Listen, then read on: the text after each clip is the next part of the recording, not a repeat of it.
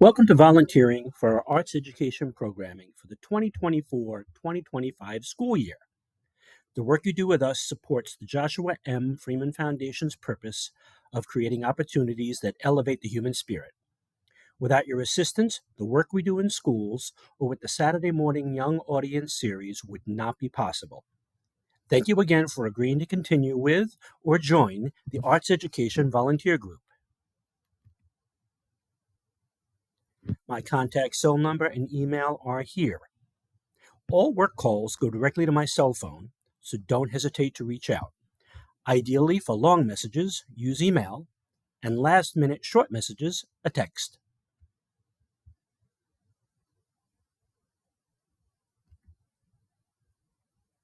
Our Arts Ed programming includes school programs, the children's musical we present at the venue each spring.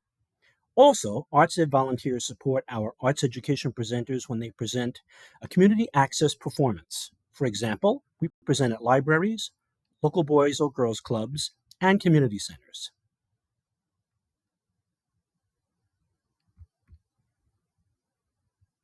The Arts Education Program has its own mission statement, and that is partnering with schools in the Delmarva region to deliver impactful arts education programs that support the rich, genre-diverse curricula that students experience through a supplemental and layered approach both in schools and at Freeman Arts Pavilion.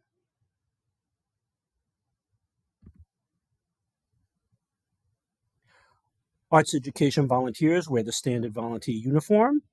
That would be your credential, which is worn on a lanyard, white top, solid khaki pants, shorts or skirt, and comfortable closed-toe shoes. Note that all schools require you to provide a photo ID and may require you to wear a visitor badge.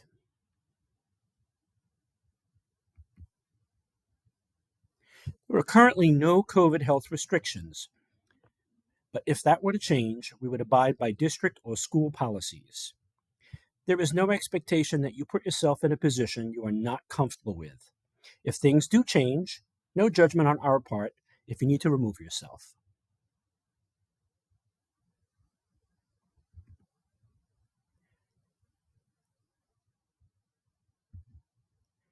I thought I would share with you what we send to every school that receives an arts education program. It is our hope that teachers review this with the children and reinforce the expectations.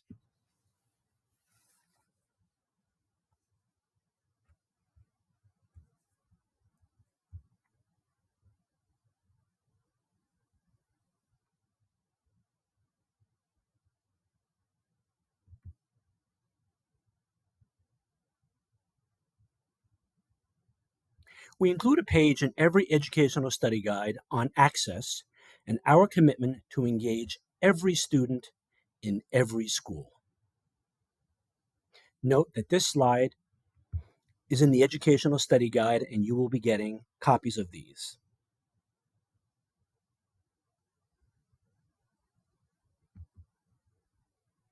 The Joshua M. Freeman Foundation has adopted a diversity, equity, and inclusion policy for its employees. If you go to our website and click on Join Our Team, you would see the statement. We thought we would include a version specific to our arts education programming, and we now include it in each study guide so that educators are aware of our commitments to diversity, equity, and inclusion. Again, this slide is in the educational study guide that you will receive for each artist. So a little bit about the study guide. The study guide is sent to schools to support our work. The study guide has two main components. The first is called Standards, Alignment, and Application, and it lists all of the learning standards we say our programming address. Depending on the artist partner, the standards could be ELA core standards, statewide social studies standards, and of course the National Core Arts Standards. The second component of the educational study guide is called Student Engagement, and we provide resources that teachers can share with students before they see a performance and follow-up activities after the performance. The educator evaluation surveys are very important. Your feedback about how we are doing in the survey is very important to us. It's the same one we send to educators. We appreciate it if you do take the time to complete it each time you're in the schools with us.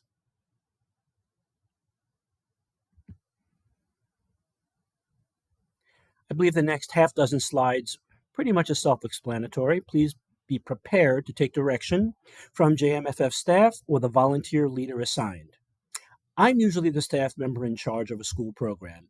If it's not me, it could be Lindsay Richard, our community engagement director, or our new community partners coordinator, Haley Calhoun.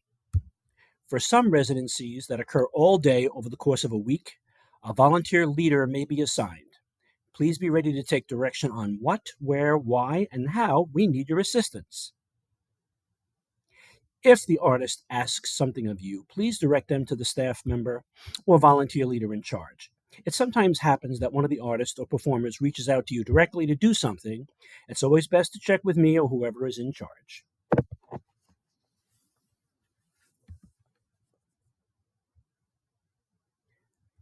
Some schools are now using magnetometers or metal detectors as part of their safety and security protocols. Just please be prepared to be screened.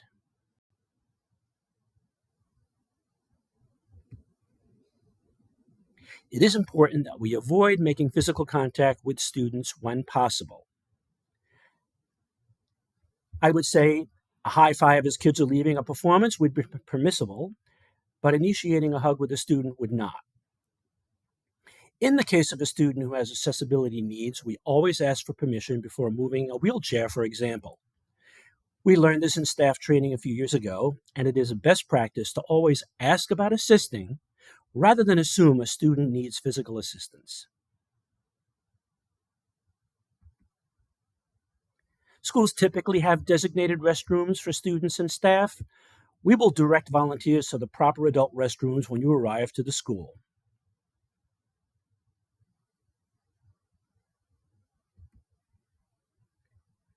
Please do not bring any food or beverages into schools or the venue. We want to be sensitive to school policies prohibiting beverage consumption while in view of students, as well as food allergies. Bringing bottled water is absolutely fine, and we encourage you to do that. If it is a multi-day residency in the same building, you may be able to bring coffee in. We'll take our cues from the teachers and the administrators. For example, I see on day one that a principal walks around with a Dunkin' Donuts cup in her hand in the hallway. Now I know I'm good the following day to bring my own coffee.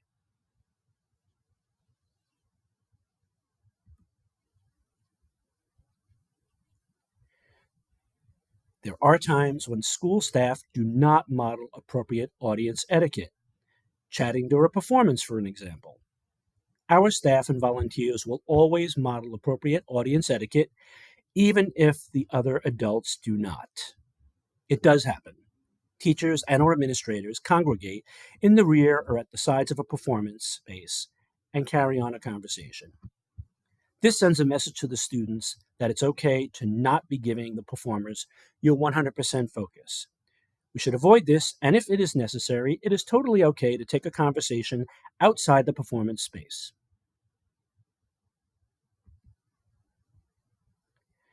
There are times when students do not demonstrate the appropriate student audience etiquette. In those cases, school staff should manage this behavior, or please bring it to the attention of the JMFF staff member or volunteer leader in charge. I know a lot of us were former teachers in another life, and we see things through a teacher lens. That said, schools have their own processes for addressing student behaviors, and it is advisable that we do not take any action. Of course, if it is a matter of health, safety, or security, please immediately bring it to the attention of school personnel. We are consistent with our volunteer photo and video policy. Due to confidentiality, volunteers do not photograph or video at arts education events. This is very important. We have specific legal requirements depending on the school district when it comes to photographing students. Our marketing team often comes to a school to photograph, video, or do interviews. We have very careful procedures in place for this so that we do not breach confidentiality. If you would like to take a photo of the artist or a selfie, please ask that no students are affected or do it after the show when no students are present.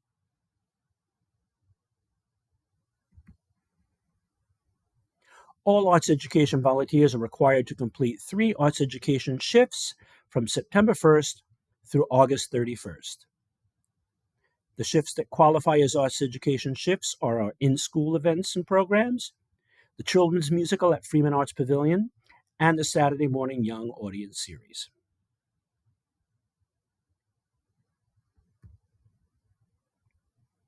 Confidentiality. This information is intended to remind JMFF staff and volunteers that we all need to respect the confidentiality of children and adults when visiting the schools and community spaces we operate in. Casual conversation about children and or site staff violates their rights to privacy under the law. Please be careful not to discuss educational information, descriptions of incidents or behaviors, or any other information about individuals within these spaces. Note that some school districts will require all visitors to sign district-specific confidentiality waivers. The best way to ensure that you are not violating any rights is to avoid discussing observations with others. Thank you in advance for your understanding with our need to maintain confidentiality. This language just reiterates what is already in the volunteer handbook.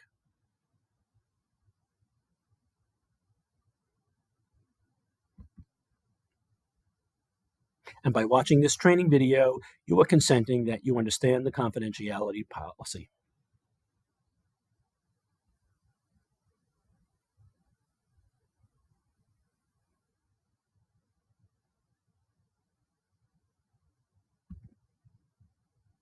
We always like to review the stage service standards that we adhered to at Freeman Arts Pavilion and the Joshua M. Freeman Foundation. You do this each and every time you volunteer for us, and we thank you for that. And those are service, teamwork, appearance, gratitude, and excellence. You will soon be scheduling yourselves for upcoming arts education shifts in Volunteer Impact. You'll always get an email from me when we open the portal for Arts Ed shifts, and we look forward to seeing you this school year. Thank you again.